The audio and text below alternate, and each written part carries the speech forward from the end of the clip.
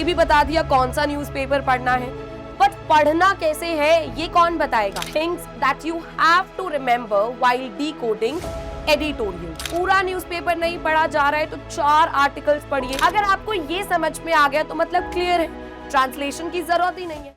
Hello dear students, I hope you guys are doing good. बहुत सारे students हैं जो मुझे बोल रहे थे कि मैम आपने ये तो बता दिया न्यूज़पेपर पढ़ना है, आपने ये भी बता दिया कौन सा न्यूज़पेपर पढ़ना है, बट पढ़ना कैसे है ये कौन बताएगा? सो आज हम वही डिस्कस करने वाले हैं, things that you have to remember while decoding editorials.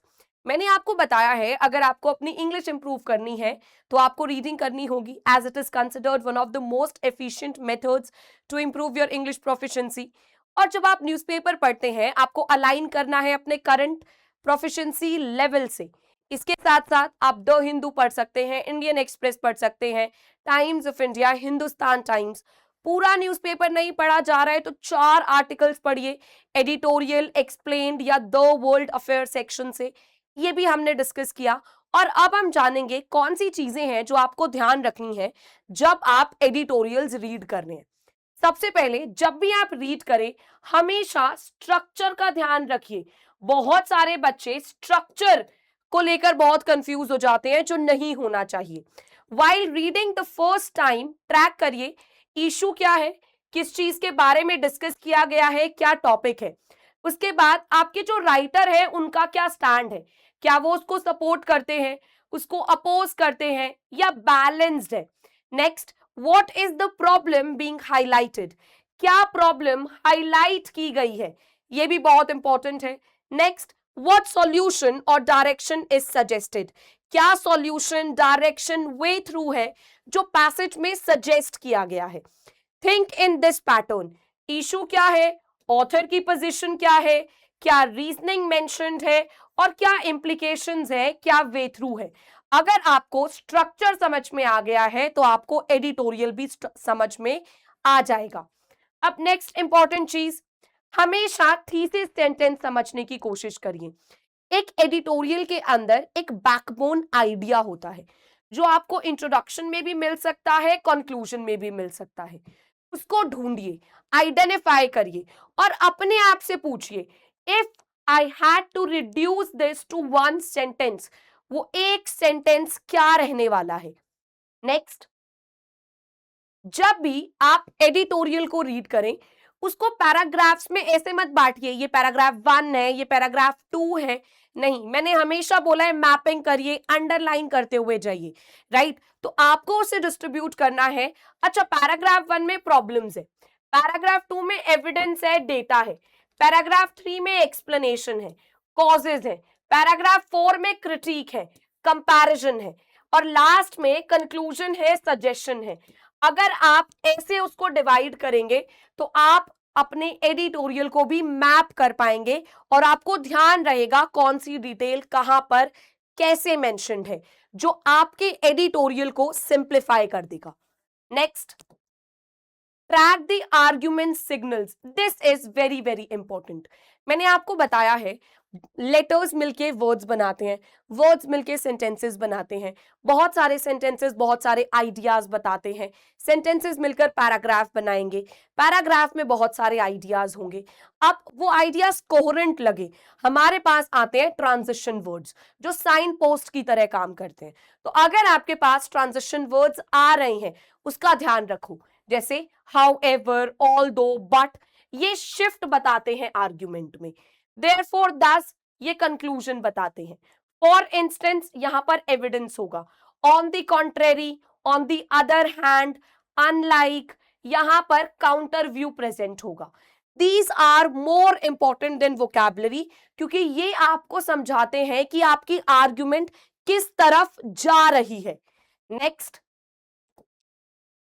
अब ये सबसे बड़ी प्रॉब्लम है, कुछ बच्चे हैं वर्नाक्युलर मीडियम के जो उसको ट्रांसलेट करने लग जाते हैं, इंग्लिश से हिंदी में, इंग्लिश से गुजराती में, ओडिया में, अपनी लैंग्वेज में बच्चे उसको समझने लग जाते हैं। गलत है। अगर आप ऐसे करोगे तो आपका कॉम्प्रिहेंशन तो स्लो डाउन हो जाएगा। तो आप कन्वर्ट करिए सेंटेंसेस को आइडियाज में, ना कि सिंपल वर्ड्स में, ठीक है। जैसे एक एग्जाम्पल है, एलोकेशन रिफ्लेक्ट स्ट्रक्चरल इम्बैलेंस। अब बच्चा इसको हिंदी में ट्रांसलेट करे, इससे अच्छा आप इसका आइडिया समझो ना। आइडिया क्या है यहाँ पर कि जो मनी है वो नहीं डिस्ट्रीब्यूट किया गया है फेयरली अक्रॉस द इंस्टीट्यूशंस। अगर आपको ये समझ में आ गया तो मतलब क्लियर है, ट्रांसलेशन की जरूरत ही नहीं है क्योंकि उससे तो स्लो डाउन हो रही है। नेक्स्ट, जब भी आप रीड करें अपने आप से 4 क्वेश्चन पूछें। रीड करने के बाद ऑथर की मेन आर्ग्यूमेंट क्या थी, किस प्रॉब्लम के बारे में बात किया गया है, क्या एविडेंस है, क्या सॉल्यूशन है। अगर आप ये आंसर कर पा रहे हैं, आपने अच्छे तरीके से रीड किया है और आपको समझ में भी आया है। आई होप ये सारी चीजें क्लियर हैं। नेक्स्ट, बच्चा पार्टी। अब जब आप रीड करें, कुछ बच्चे ना बहुत टाइम लगाकर रीड करते हैं, है ना, बहुत स्लो डाउन करते हैं। तो कुछ चीजें मैं बताती हूँ जो अवॉइड करो। सबसे पहला, सब वोकलाइजेशन अवॉइड करो इसे, क्योंकि आपकी रीडिंग स्पीड स्पीकिंग स्पीड बन जाती है। दूसरी चीज, रिग्रेशन अवॉइड करो, वर्ड बाय वर्ड पढ़ना अवॉइड करो, चंक्स में पढ़ो, आइडियाज समझो, पेसिंग टूल का यूज करो, फिंगर का यूज करो, आगे बढ़ते हुए जाओ, वोकैबुलरी पर काम करो इंस्टेंट रिकॉग्निशन के लिए। और पढ़ने से पहले पर्पस जानो कि क्यों पढ़ रहे हो, होलिस्टिक रीजनिंग करनी है या फिर आप लोगों को स्किमिंग करना है, स्कैनिंग करना है।